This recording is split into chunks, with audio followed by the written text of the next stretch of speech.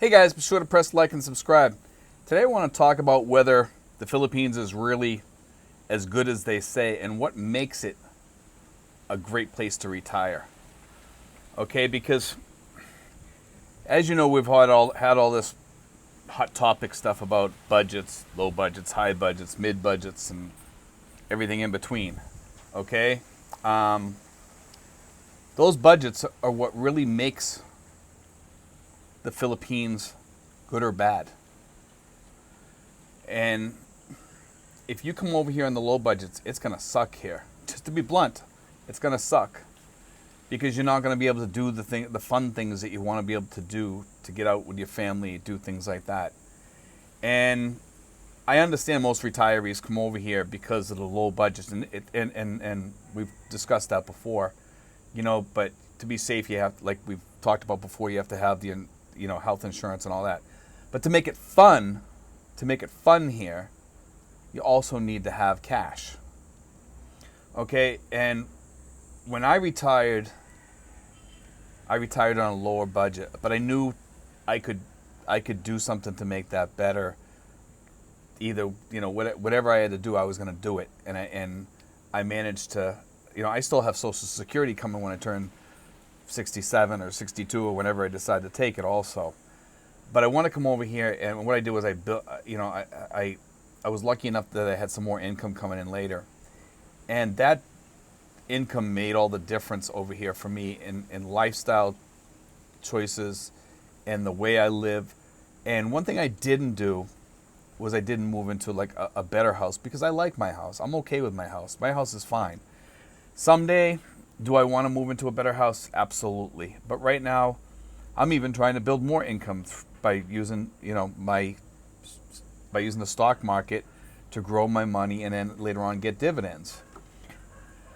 I'm fortunate enough that what I've taught people a little bit, and I think I've talked about this in the past, is about what's called a second retirement. Whereas if you're making enough money in your first retirement that you can put some money aside and kick that aside, and just let it grow. And then when you turn, like if you retire at 55 and you're making enough money, put some of that money aside, and then when you turn 65 or 68 or 70, you'll have dividends to even kick it up another notch, and you can live off those dividends also.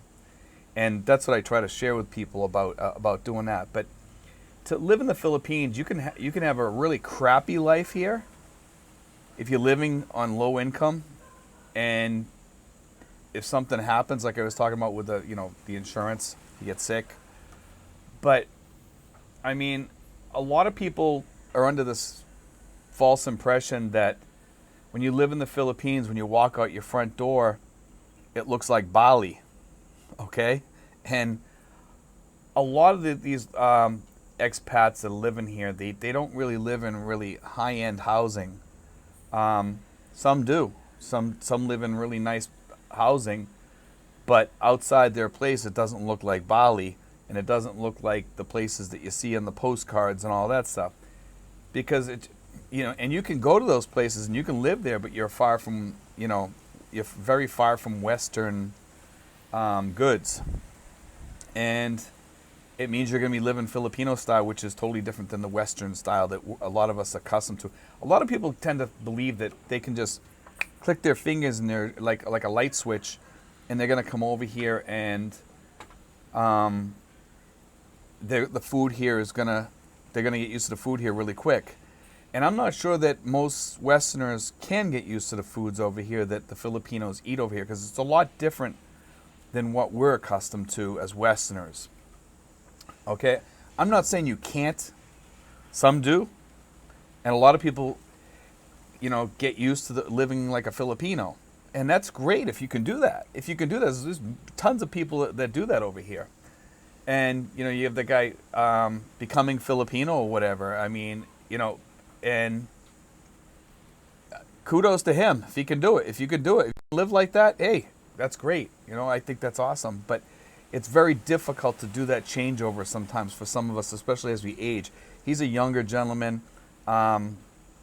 He has a different type of lifestyle, and his life the way he portrays it is the way a lot of people over here think that they're going to be living when they come over here.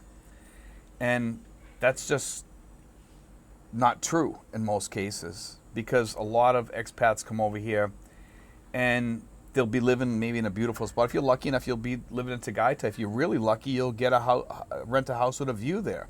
And some people are very blessed to be able to get that, but most people that are coming over here are on the lower budgets. They're not going to be able to get that. And I understand that a lot of people come over here and they're just going to live on the lower budgets, and they're okay with that because their standard will move up a little bit from the United States. I fully understand that, and some of these people are going to come over here with no health insurance, and there's nothing that I can do about that except just to warn you that it's not a good place to come over here without health insurance. That's all I can say. You know, I mean, I throw all my information out there. Hopefully people listen to it. A lot won't. A lot do, you know, and hopefully most do. Because I think, you know, my warnings, I've seen what happens when people fall back on these lower budgets. And I want to see people live decent over here and have a good retirement and have a good life over here, and to be happy expats over here. You know, I want to see people have some money in your pocket. You know, walk around with your wallet full of pesos. You know, and I know a lot of people can't do that. But to you younger guys that are planning on coming over here, work those extra couple years. Put aside that extra money. Work that extra job. You know, and I know it's difficult. I know it's difficult. I really do. And I went through that. I went through all that. You know, for 4 years, I worked my butt off 2 jobs. I worked overtime. I worked weekends. I worked nights. I did everything. You know what I mean? I tried to make as much money as I possibly could during that time. And I was blessed enough that I could come over here, and I had my emergency fund, my startup fund, and some extra cash to put aside for whatever I need. And I started investing in stocks a little bit, and that took a lot of planning. It took a lot of planning. You know, and I was lucky enough that the place that I worked for would let me retire at 55. Okay, and I was also lucky enough that the 403B that I invested in allowed me to take my money out at 55. Okay, and put it into an annuity and get that money also. Okay, so those are the blessings I had. Everybody out there is going to be totally different than me, because everybody has their own little thing. The way they, you know, it depends on who you work for. If you work for yourself, if you work for a company, if you work for a municipality, everybody has different choices than what I have. So I can't tell you how to do things. You have to kind of figure that out yourself. I'm only trying to give you the ideas. But over here, I mean, you can see over here, and I've showed you guys this before, and down back, you know, and I'm lucky enough that I do walk outside my house and have the palm trees and the banana leaves and the coconut trees around me. I'm blessed like that. I don't have the ocean view from here. No, I don't. I have a beautiful stream down back that I can go walk down to. It's about maybe 150, 200 feet away, something like that. It's not that far. But don't get your expectations too high when you come over here, because a lot of people come over here with high expectations. They see the pollution. They see the population here. They see the congestion and the traffic. A lot of places where the people live, it's just like that. You know, if you go to the outer places out in the provinces, yeah, it's totally different, but then you give up some of the things that you are used to from your Western country or the United States or wherever you come from. Like I come from the United States, so I'm going to say from the United States. From anywhere where you come from, you know, if you're not close to a mall or something like that and you need something, you have to travel pretty far sometimes. So, I mean, that's just a given, you know, but for the price of paradise, if you move to a beautiful place with beautiful views and stuff like that. And some of these places where where they have these beautiful views, it's hard to find a place to live in those places because they're either protected or there's just nobody building there because they're so remote. There's nothing by. There's no cities nearby. There might be a few people, fishermen that live there or something like that. And can you hack out a living in that place? Probably not. But there are many places you can go. Batangas is one of them. And there's 7,000 islands here that you can choose from. And Palawan's another place where there's beautiful views and locations you can go to, and you can rent places there. But I don't want to get people's hopes up because some people are gonna have to travel to find that place that makes them happy inside. And it might take a while. That's why I tell people get an Airbnb, stay there for 3 or 4 days, see if you like it. If you like it, then try to find a place to rent there permanently. But a lot of people,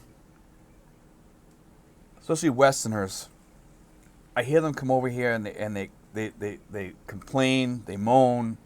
I don't like this, I don't like that. You have to have a lot of patience over here, guys.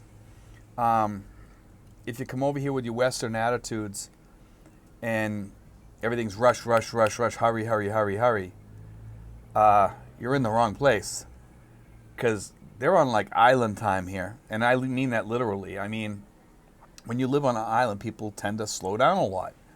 And it's kind of like that in the Caribbean too. Like you order an ice cream, it might take 15 minutes to get your ice cream ready. You know what I mean? And by the time you get it, it might be melted. But I'm just stating the facts. It's just something about, some places are slower than others. And sometimes they get your orders wrong all the time because of miscommunication. I mean, here in the Philippines, we're lucky enough that most of the people speak English, but it's very broken English in some cases. In a lot of cases, there's a lot of people here that speak English very well. But when you go to McDonald's, it seems like you're speaking Mandarin Chinese or something like that to them, because they always get your order wrong at McDonald's here. Always. I'll bet you 9 out of 10 times they've gotten my order wrong at McDonald's, at this McDonald's in Tracy Martirez. 9 out of 10 times they've gotten my order wrong walking in there. And my girlfriend will attest to that. It's pretty bad. But, I think, to me, the Philippines is probably one of the best locations for me because of the financial freedom that I have here.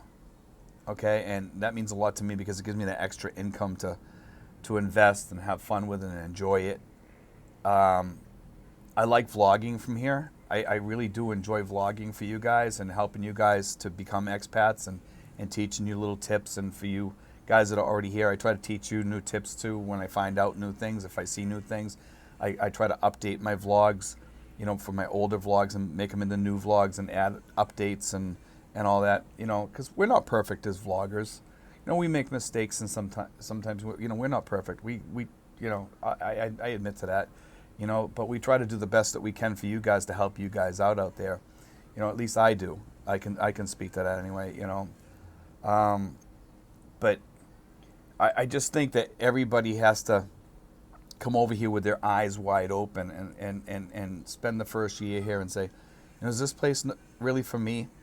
Because if the Philippines is not for you, there's more choices out there, guys. There's Vietnam, there's Thailand, there's Cambodia, there's Laos, there's other places to go. There's Japan, there's Taiwan, all these places you can go to. Okay, so, the Philippines is not the only location you have to come to. And these other countries are just as good.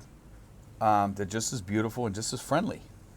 And granted, some of them might be a little bit more expensive. And when I did that budget, the $2,000 to $3,000 sweet spot budget, that budget there was basically for Asia. Okay, it's for the Philippines. If you want to live really good in the Philippines, that sweet spot budget's for you.